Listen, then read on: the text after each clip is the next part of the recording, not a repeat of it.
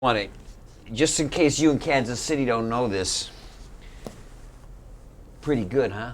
That's John Tibbetts. Man never gets tired of doing entertainment reporting. I'll tell you, this is very nice. Respected and admiration.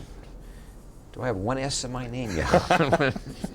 After a bunch of interviews, even the spelling changes, I Yeah, suppose, right?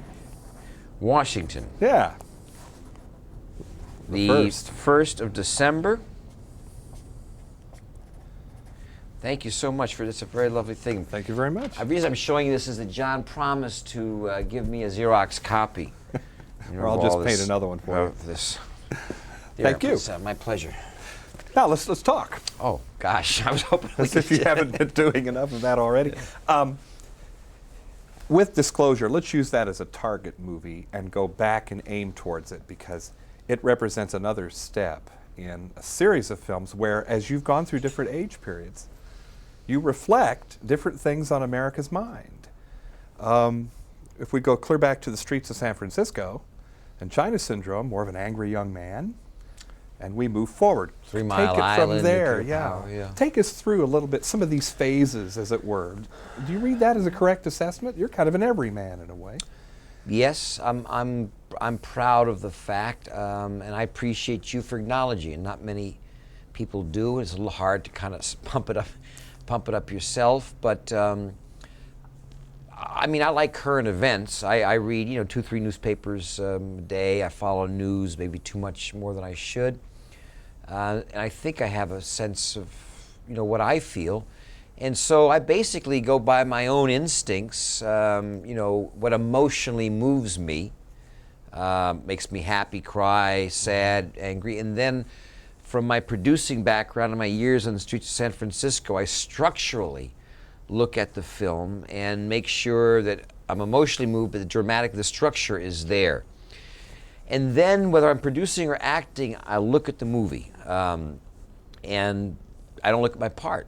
And sometimes I get great parts, like in Wall Street. Sometimes the part is not as good as the movie, but the movie's the only important But for thing. example, when you were the angry young man with the long hair, were you an angry young man with long hair? Or yeah, well, I've been an angry young man for a long time.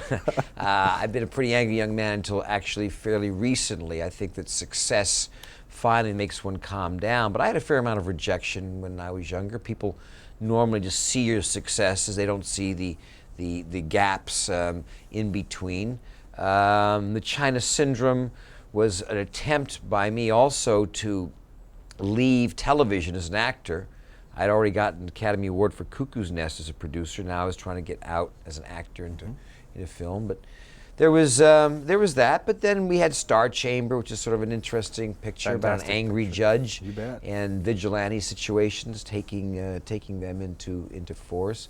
Then we had fun with Romancing the Stone. That was more of a light romantic piece, although the balance between action, romance, and suspense was not thought you could do at that time, but we liked that.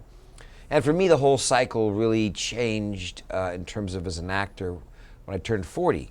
In that 40-41, that's when I got Fatal Attraction and Wall Street. And then that was followed by the War of the Black Rain and the War of the Roses. And those are pretty angry. And all of these, again, very topical for their time. Yeah. Enduring dramas, yes. Well, I mean, but yet markers on your own development. Yeah. Well, the last 10 years, since Fatal Attraction to now, there's been a lot of films involving the gender wars. Which brings us to Disclosure. Yeah, and I have been curious. I'm sure it must have something to do with my own marriage, but I'm happily married after 18 years. But also as I look at the world around me, that I see an awkwardness and uncomfortable shifting between the sexes in terms of being comfortable with each other and finding the right balance. Do you think because, well, somebody once said that an everyman has to be eminently sane at the center of things. Angry young man or not, do you see yourself as a relatively sane person at the center of this world? Oh yeah, yeah. I think that one of the advantages, both from being brought up in the business, from my father, and my mother's an actress, and also being raised outside of Hollywood with my mother and my stepfather, and being a second generation, that I'm not heavily influenced by the biz and Hollywood. So I think I look at things, with a certain amount of absurdity, hopefully with a little dark sense of humor. Not that I see things clearly or that they make sense, but I see them as I think everybody else sees them. Just a last second or two, are you proud then that maybe somebody like me could see these as sort of barometers or seismic readings of what's going on in our society?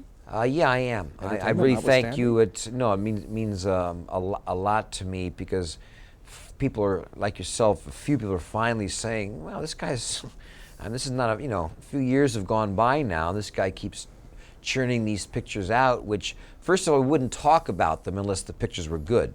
I mean, the issues or topics would never be discussed unless the movie worked.